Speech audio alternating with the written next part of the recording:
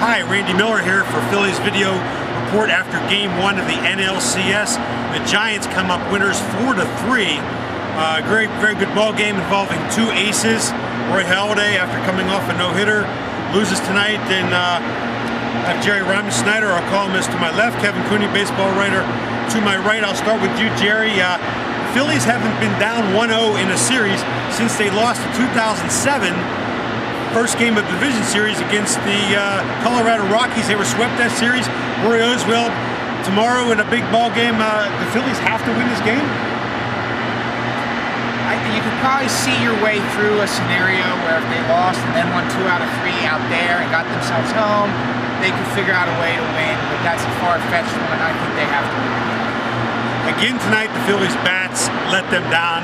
It's been a recurring problem all season. Kevin, this team has a lineup that has all-stars all the way through it, yet they keep having 3 runs or less. This has been a recurring problem. The bats, are they going to have to hit to win this series? Yeah, they're going to have to hit, and they're going to have to hit tomorrow against Jonathan Sanchez, who has stymied them for most of his career.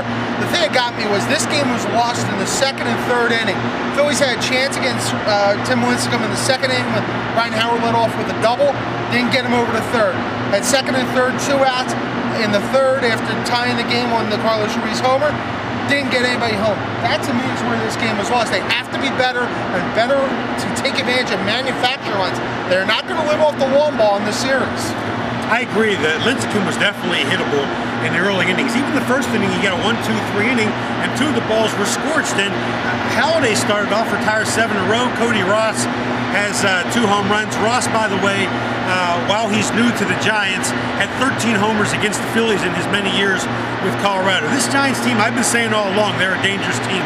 I know a lot of people are picking the Phillies to win this series, but it's going to be a tough series, and right now the Phillies have to win 4 of the next 6 to win it. Jerry, tomorrow night, what do you think is key? You think tonight the Giants came out, scored the first one of the game, Ruiz hits a homer, ties it up, the Giants take the lead right back. Do you think it's important that the Phillies start tomorrow's game by get the lead right off the bat to change the momentum? I think more important than getting a lead off the bat is that Oswald shows early on that he's going to be tough, that he's going to be hard to score runs off of, keeps him, to a run or 2 runs through 6, 7 innings. Because if Oswald isn't sharp tomorrow, it creates all sorts of ripple-down problems. Not only now, but I think beyond the postseason. It was interesting in the clubhouse. I was there for a few minutes, and the look on Halladay's face. When he loses, this guy is such an intense competitor. When he loses, it just looks like it's almost the end of the world. This guy does not expect to lose, and he didn't pitch that poorly. 4 runs, 7 innings. For most guys, it's a so-so outing. In the Phillies' offense, they could score 6, 7 runs any time, but you could tell that he looked like he had let the team down severely tonight. Kevin, your mind tomorrow, what is the absolute big key to win tomorrow to get back to San Francisco at least tied? The key is to be patient against Jonathan Sanchez. This is a guy who typically has trouble in the strike zone. You mix him in here with a do-or-die crowd, really, at Citizens Bank Park. Tal's going to be going nuts. Probably a few alcoholic beverages in their system if they went to the Eagles. I think if you look at Sanchez's poise is going to be key in this game. The Phillies have to make sure he throws strikes. I'll say this also, that the crowd was kind of out of the game tonight. By San Francisco striking first, it was almost dead here tonight.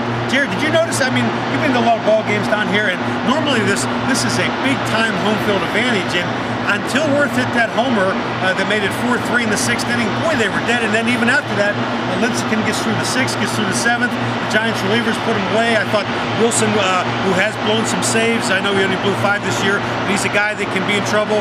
He gets through the 9th. Even after Ruiz is hit with 1 out of the 9th, it didn't seem like he was going crazy. Did you think it was a big home field advantage tonight? No, I think when Ross hit that first homer, and especially after he hit the 2nd, that bubble of invincibility felt like it burst, and you could sense that the crowd sensed that, oh boy, maybe we're beatable. And they never felt into the game. They never really felt like, even though the Phillies were a double away from tying the game, they never felt like it. And one thing, guys, being in the Giants locker room after the game, Brian Wilson made a point of saying, we have nothing to lose. Nobody expects us to win this series, and they think they took the air out of the Phillies' bubbles tonight. That's going to be key for the Phillies to regain this momentum, I think, going forward. And you know, in the clubhouse, the quotes coming out of the clubhouse, the Phillies weren't that phased. Jimmy Rollins said afterwards that usually we win the first game and then lose the second. Brad Lidge said something to the effect that we're not going to go through the entire postseason without losing a game. They did sweep the Reds in the first round. That said, I think the Phillies, if they lose tomorrow, they're not done. If they lose game 2, they're not done being down 2. But that said, you don't want to go to San Francisco, tough place to play, where you have to win 2 out of 3. Do you guys agree that you definitely don't want to go down? But do you think that they're done if they lose this game tomorrow? Yeah, I do, because I think that the idea you have to beat Lincecum, and you're probably going to have to beat one of the lefties out there, probably in Baumgartner. I really think that this is such a key game for the Phillies. They have to win game 2. They have never won a series in postseason, by the way, where they lost game 1. You know what, though? This team, Jer, has been down. People say they're down and out all the time. Hey, they were 48 and 46 at one point this season. They ended up going 49 and 19 to end the season. What do you think there? I think that obviously you don't want to go down 2 games to none, but this team almost seems like they have teams right where they want them when they're down and people are doubting them. That's the joke. The Phillies have the Giants right where they want them, ahead of them. And the Phillies, that's where they seem to be comfortable. That's when they seem to be at their best. It's cliche, but when their back's against the wall, they are at their best. Okay, that'll wrap it up.